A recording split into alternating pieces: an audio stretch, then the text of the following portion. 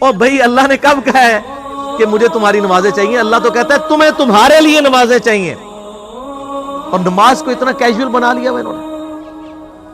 صحیح مسلم کے اندر حدیث ہے، آپ صلی اللہ علیہ وآلہ وسلم نے فرمایا بندے کے کفر اور اسلام کے درمیان فرق ہی نماز ہے۔ جو نماز پڑھتا ہے وہ مسلمان ہے، اور جو نماز نہیں پڑھتا وہ پاکستان کے شناختی کارڈ میں مسلمان ہے، اللہ کی ڈیفینیشن میں وہ عملاً کافر ہے۔ صحیح مسلم انٹرنیشنل نمبرنگ کے مطابق 246 نمبر حدیث ہے، آپ جا کے پی ڈی ایف کھول لیں اسلام 360 میں جا کے 246 نمبر حدیث صحیح مسلم کتاب الایمان چیپٹر میں کھول کے دیکھ لیں کہ بندے کے کفر اور اسلام، شرک اور اسلام کے درمیان فرق ہی نماز ہے۔ آپ بے شک اپنے آپ کو مسلمان کلیم کرتے رہے، لیکن وہ شناختی کارڈ والا مسلمان ہے، نکاح طلاق والا مسلمان ہے، اس کا جنازہ بھی پڑھ دیا جائے گا، پیدا ہوگا اذان بھی دے دی جائے گی، اللہ کے حضور وہ مسلمان نہیں ہے، وہ بس کلمے کا ہی ہم احترام کرتے ہیں، ادروائز تو عملاً کافر ہے وہ۔ اسی طریقے سے جامعہ ترمذی میں حدیث ہے، سنن نسائی کے اندر حدیث ہے، سنن ابن ماجہ کے اندر حدیث ہے کہ آپ صلی اللہ علیہ وآلہ وسلم نے فرمایا جس نے نماز چھوڑ دی گویا اس نے کفر کیا، من ترک الصلاۃ متعمدا فقد کفر۔ اس سے زیادہ اور کیا سخت بات کی جائے کہ کسی کو یقین آئے کہ جس نے جان بوجھ کے نماز چھوڑ دی اس نے کفر کیا۔ اب جان بوجھ کے یہ نہ سمجھیے گا کہ جی میں بال بچیاں دے یہ کمائی کرتا رہنا تھا، منو ٹائم نہیں ملتا۔ جان بوجھ کی ڈیفینیشن بھی نبی علیہ السلام نے بخاری اور مسلم میں موجود ہے کہ اگر کوئی شخص بے ہوش ہو جاتا ہے یا سویا رہ جاتا ہے، یہ دو آپشنز ہیں، یا تیسرا آپشن ہے وہ بھول جاتا ہے، تو جیسے یاد آئے اسی وقت وہ والی نماز پڑھ لے۔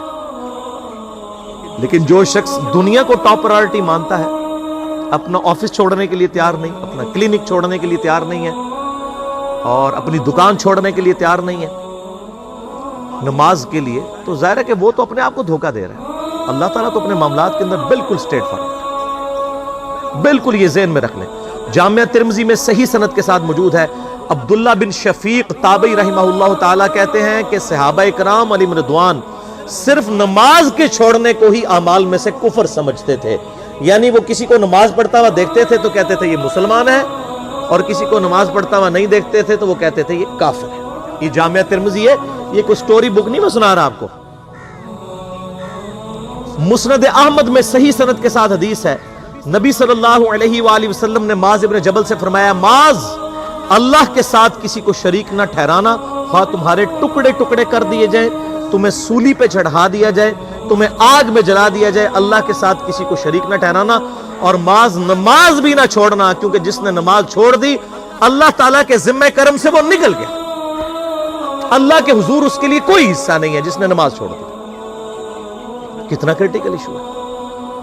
اور اسی طریقے سے مسند احمد میں یہ ایک اور حدیث ہے کہ آپ صلی اللہ علیہ وآلہ وسلم نے فرمایا جس شخص نے اپنی زندگی میں نماز کی حفاظت کی، قیامت والے دن وہ نماز اس کے لیے نور ہوگی، نجات ہوگی، اور اس کے حق میں دلیل ہوگی، اور جس نے نمازوں کی حفاظت نہیں کی اس کے لیے قیامت والے دن کوئی نجات، کوئی نور اور کوئی دلیل نہیں ہوگی، الٹا اس کا حشر قارون، فرعون اور ابی ابن خلف کے ساتھ ہوگا، والعیاذ باللہ تعالی۔ یہاں تو ہم کہہ دیتے ہیں یا اللہ جو کچھ بھی ہے تیرے محبوب کی امت سے ہیں، یعنی یا اللہ ہم نے تو اپنی اصلاح کوئی نہیں کرنی، ہمیں اسی طریقے سے ہی قبول کر لیں، والعیاذ باللہ تعالی۔ اور کچھ ویسے علماء کا بھی اس میں بڑا برا کردار ہے کہ انہوں نے نماز کو بھی اتنا مشکل فرض بنا کے پیش کیا ہے کہ ایک عام آدمی کے لیے، اور جو دنیاوی معاملات کے اندر بھی انوالو ہے، اور کسی ایسی عورت کے لیے جس کے کئی بچے ہیں، مطلب اس روٹین کے اندر اس نماز کو مینج کرنا مشکل ہوتا ہے۔ ہمیں تو عشاء کی صرف 17 رکعتیں بتا دی گئی ہیں، حالانکہ 24 گھنٹے کے اندر ٹوٹل نماز کی رکعتیں 17 ہیں جن کی اکاؤنٹیبلٹی ہے۔ اور میں یہ بڑے وثوق کے ساتھ ایک ذمہ دار مبلغ کی حیثیت سے یہ بات کر رہا ہوں۔ آپ صحیح بخاری اور صحیح مسلم کھول کے دیکھ لیں، فرض نمازوں کی تعداد جو ہے وہ 5 آئی ہے، اور ان کی رکعتوں کی تعداد بھی بیان ہو گئی ہے۔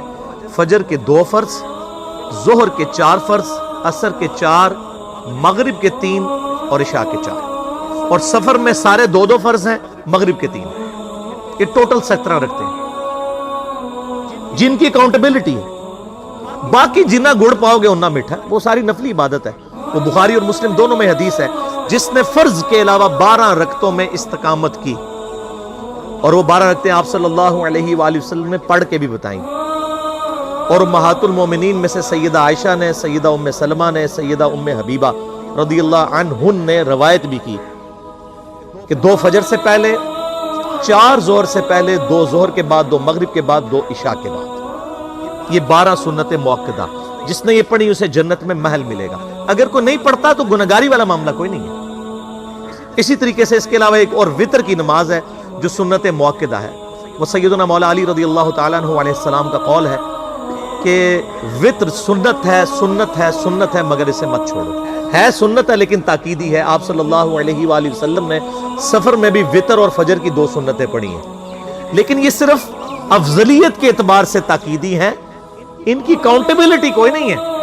البتہ یہ ضرور ہے، سنن ابی داؤد میں ایک حدیث ہے کہ جس کی قیامت والے دن فرضوں میں کوتاہی نکل آئے گی تو اللہ تعالیٰ فرمائے گا میرے بندوں کی جو نفلی اور سنت عبادت ہے اس کو تول لو اور فرضوں کے ایکویلنٹ قبول کر لو. تو آپ اگر یعنی سنتیں پڑھیں گے تو اس کے ایکویلنٹ نفلوں کی کوتاہی پوری ہو جائے گی، ادروائز اکاؤنٹیبلٹی اس کی کوئی نہیں ہے. یہ ذہن میں رکھیے گا. صحیح بخاری اور مسلم دونوں میں حدیث موجود ہے. ایک صحابی آئے، انہوں نے کہا یا رسول اللہ صلی اللہ علیہ وآلہ وسلم میں جنت میں جانا چاہتا ہوں، مجھے کوئی شارٹ کٹ بتا دیں. آپ صلی اللہ علیہ وآلہ وسلم نے فرمایا اسلام لانے کے بعد نماز، فرض نماز کو قائم رکھ. پھر فرمایا فرض زکوٰۃ ادا کر، فرض روزے دے، روزے جو ہیں وہ ان کو ادا کر اور روزے رکھ. حج اس وقت فرض نہیں ہوا تھا، وہ زندگی میں ایک بار ہے. تو اس نے کہا یا رسول اللہ صلی اللہ علیہ وآلہ وسلم جتنا آپ نے مجھے بتایا نہ میں اس میں ایڈ کروں گا نہ اس میں سے کوئی چیز مائنس کروں گا. اور یہ کہہ کے وہ چلا گیا. آپ صلی اللہ علیہ وآلہ وسلم نے فرمایا اگر کسی نے کسی جنتی شخص کو دیکھنا ہے تو اس کو دیکھ لو جو یہ کہہ کے گیا کہ میں فرض نماز سے زیادہ کوئی نماز نہیں پڑھوں گا، صرف فرض روزہ ہی رکھوں گا، فرض زکوٰۃ ہی دوں گا. اب روزہ اور زکوٰۃ میں تو ہمارے علماء کو اور عام پبلک کو بھی جو دیندار لوگ ہیں ان کو ہضم ہوتی ہے کہ کوئی شخص یہ نہیں کہتا کہ بھئی پیر اور جمعرات کا روزہ. صحیح مسلم میں حدیث ہے کہ آپ صلی اللہ علیہ وآلہ وسلم کے نفلی روزوں کی یہ روٹین تھی. کوئی آپ کو یہ نہیں کہے گا کہ جس نے جمعرات اور پیر کا روزہ نہ رکھا اس کے رمضان کے روزے ہی قبول نہیں ہوں گے. کوئی کہتا ہے؟ کیونکہ ان کو پتہ وہ نفلی ہے. اسی طریقے سے زکوٰۃ تو صرف 2.5% ہے نا، باقی تو نفلی صدقات ہیں جتنے مرضی دیں. کوئی شخص نہیں کہتا کہ نفلی صدقہ نہ دیا تو آپ کی زکوٰۃ بھی قبول نہیں ہوگی. الٹا یہ کہتے ہیں وہ بس جی زکوٰۃ دے لو تو باقی سارا مال پاک ہے. لیکن جب فرض نماز کی باری آتی ہے تو اس وقت وہ 12 رکھتے ہیں بھی سنت موقع بیچ میں گھسیٹ دیتے ہیں. وہ بھی صرف فضیلت ہے. ٹوٹل 17 رکھتے ہیں، 2 فجر کی، 4 ظہر، 4 عصر، 3 مغرب، 4 عشاء. یہ میں کو اپنے لیے گراؤنڈ نہیں بنا رہا، میں تو الحمدللہ اس کے علاوہ بھی نفلی عبادت کرتا ہوں. لیکن میں بتا رہا ہوں خدا کے لیے لوگوں کو دین ایسا مشکل نہ پیش کریں کہ جو نبی علیہ السلام نے امت کو وہ دین نہیں دیا ہوا. اپنی مرضی سے انجیکٹ نہ کریں دین، لوگوں کے لیے مشکلات نہ کھڑی کریں. ان کو فرض نماز تک رکھیں. پھر انشاءاللہ کئی لوگوں کو میں نے اس نے نماز شروع کروائی، انہوں نے سنت نماز بھی، نوافل بھی شروع کر دی ہیں. لیکن آپ کم از کم وہ ڈیٹم لیول تو اچیو کروائیں لوگوں کا. لیکن فرض نماز کی باری آتی ہے کہتے ہیں نہیں جی سنتے بھی حصہ ہیں. کہاں سے میرے بھائیوں حصہ ہے؟ وہ 17 رکھتے ہیں. سنتیں پڑھیں گے ثواب ہے، نہیں پڑھتے گناہ کوئی نہیں ہے. تو کم از کم فرض تو ادا کریں. اس کے لیے آپ کو ٹوٹل 24 گھنٹے میں میرے خیال 40 منٹ بھی نہیں چاہیے فرض پڑھنے کے. تو اس کے اوپر تو استقامت کم از کم ہم اختیار کریں. اور چھوٹی چھوٹی جو نٹی گٹیز ہیں ان کو تو ہم نے اتنا فالو کیا ہوا ہے، اور فرض نماز کے بارے میں ہم اتنے کیجول ہو جاتے ہیں. تو یہ فرض نماز کی امپورٹنس اس حوالے سے ضروری تھی، اس لیے میں نے ساتھ ہی بیان کر